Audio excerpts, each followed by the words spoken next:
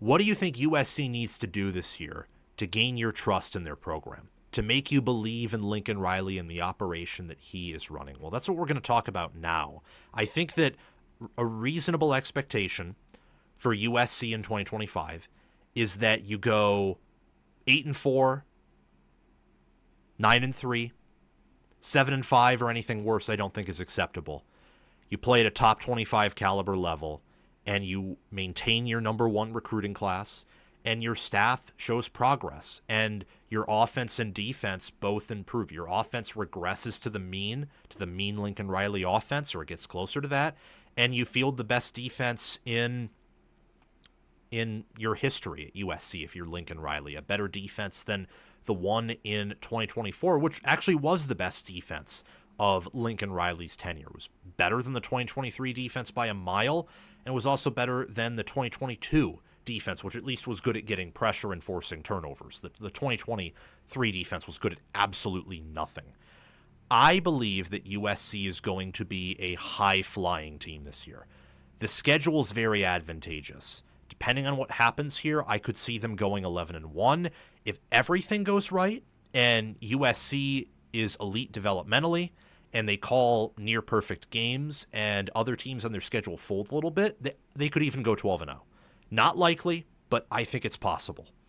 Before we resume this segment, please take a few seconds of your time to make sure you have liked the video, subscribe to the channel, hit the notification bell for the channel and for any team podcasts and playlists linked in the description, and also comment your thoughts down below in the comment section and join my Discord server via the description. All of those things I just asked you to do are completely free, and they sign you up for things related to my channel, or they don't sign you up for anything. No cost to you, and all the benefit to you because we release daily college football content here on College Football with Sam. If you want to support the channel monetarily, sign up for a YouTube membership or check any other links in the description for my merchandise store and Patreon page. Thank you very much, and let's get back to the segment. Realistically, I'm thinking 11-1's the ceiling, 6-6 the floor. They remind me a lot of Michigan, except Michigan's coaching staff is worse, but their roster's better. So that averages out to having the same high levels of variance. And both teams have very advantageous schedules, but enough big games or potentially competent opponents to where they could also wet the bed and everything just falls apart. I love Jaden Mayava. I think he fits the Lincoln Riley system in offense better than Miller Moss did. I like USC's interior offensive line, especially if DJ Wingfield is eligible, and I certainly hope he is. What I want to focus more on, though, is the defense. That's what I want to focus more on. When I look at the defense of USC, Eric Gentry coming back, you're talking about Devin Tompkins and then Cameron Fountain and Anthony Lucas on the defensive line. They have better size there, more experience, more depth, especially more talent than they have before. Eric Gentry, I think, is going to be the best linebacker in the Big Ten as long as he's healthy. They return Kamari Ramsey, and they bring in Bishop Fitzgerald from the portal at safety. DJ Harvey should be a pretty good corner coming in from the portal. And then we have DeAnton Lynn in year 2.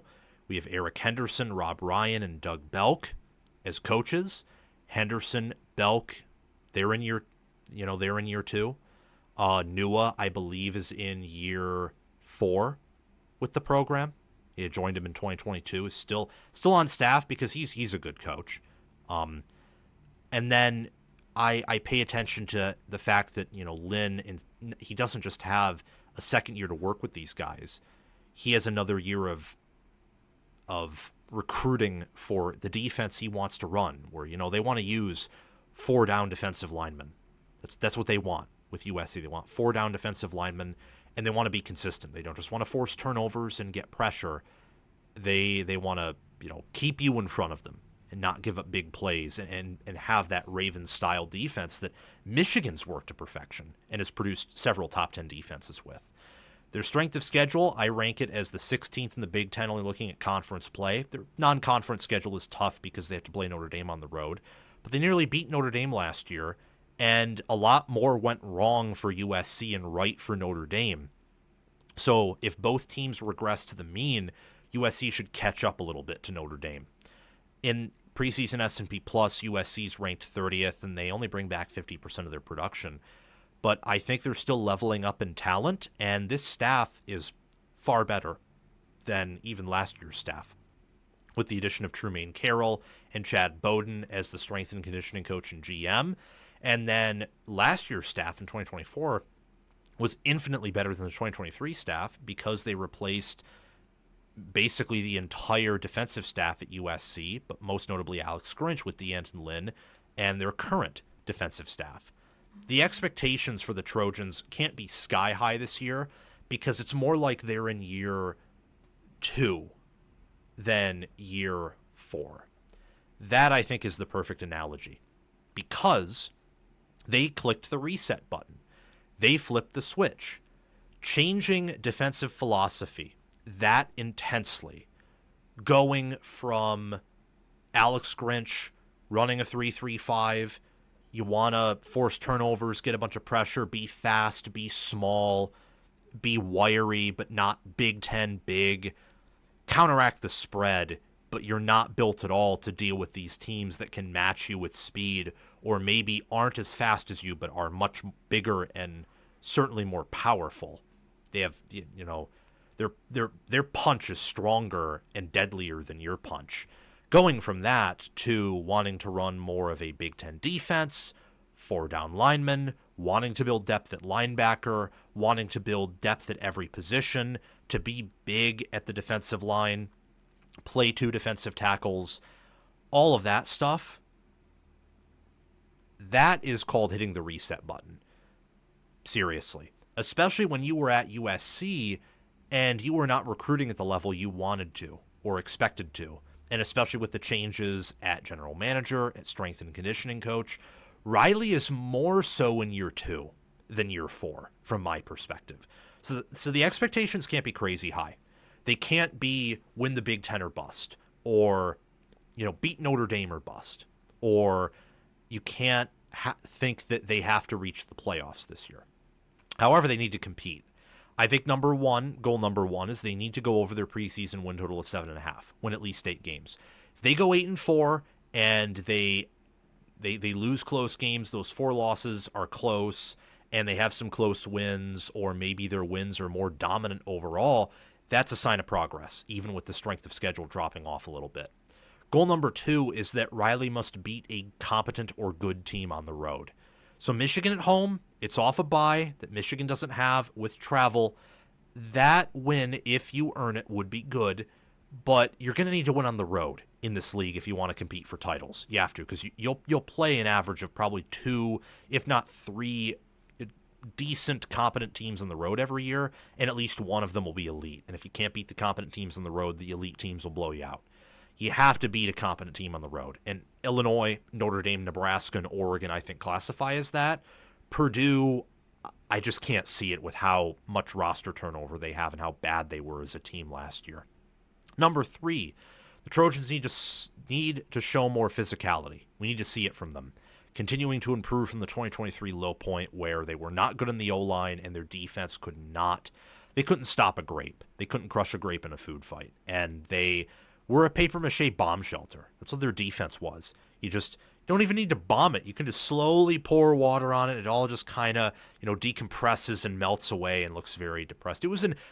Their defense was an igloo in the desert. That's how effective it was. Oh, you need protection from the sun, from the elements? Yeah, build an igloo. It'll melt away in 5 minutes. It was absolutely useless. So we need to see more physicality. They made a lot of progress last year from 2023, but we need to see more progress. Number 4, offensively, the quarterback position must show more consistency. Last season, you had maybe worse quarterback play than what Riley had on average with Spencer Rattler. That needs to change. And the offense overall was his least effective offense in his history as a head coach and de facto offensive coordinator. That's got to change. If it doesn't this year, it wouldn't be the worst thing in the world because I think modern defenses have caught up to the spread, and then Lincoln Riley should just pull a Ryan Day, get someone else to call plays for him. I can only imagine with college football becoming a bigger sport and having more responsibilities on the coaching staff and head coach, and then defenses catching up to offenses, for example, in terms of scheme, I can only imagine that being an offensive play caller and head coach is much harder now than it was 5 or certainly 10 years ago. And now you're seeing, so Manny Diaz, for example, or you're seeing Mike Elko do this at A&M, and Brent Venables do this at Oklahoma. You're seeing some defensive coaches say, oh, I'm going to call plays on defense now. And with how defenses have caught up to offenses, I can maybe see that making sense, because being a head coach and defensive play caller, I can imagine might be easier now than it was 5 or 10 years ago. Though maybe I'm wrong on that front. But I think it's harder now more than ever to be an offensive savant and head coach and call plays. I think it's harder now more than ever. So if Riley can rebound in a huge way and field the top 10 offense, that would be very impressive. And he can do that. I think the unit will improve, but we need to see that. Not just I think they will. We need to know that it will. And we'll probably have a good idea of that by late September, October. Maybe it'll take until November. Who knows? And then goal number 5 is the defense should improve dramatically as the staff is in year 2, not year 1. And they need to be capable of carrying the team if needed.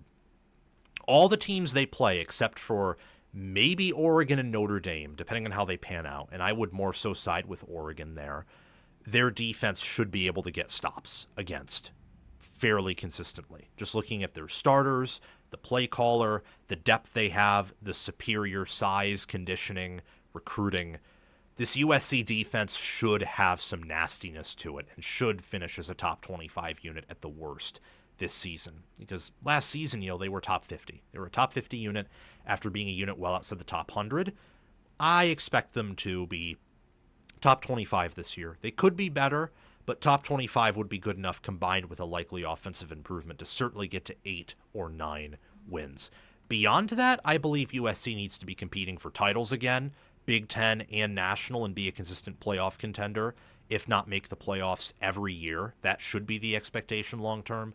But for this year, I view Riley as being in year 2. He just needs to win 8-9 games for me and to be competitive in his losses yet again, win more close games, and beat better teams than he beat last season.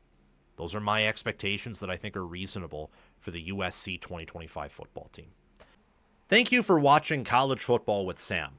Make sure that you've liked the video, subscribed to the channel, hit the notification bell for the channel and team playlists and podcasts in the description, joined the free Discord server where we talk college football 24/7, and have commented your thoughts down below. Check out the description for any ways you can support the channel monetarily. Everything else I've asked you to do is completely free, and your support means the world to me. We're trying to become the next big thing on college football YouTube. 6-figure subscribers, maybe 1 million one day. I think we can do that. And also check out any videos or playlists, anything in these columns right here, where there will be videos and playlists. Yeah, you get the point. Have a fantastic day, and I will see you in the next one.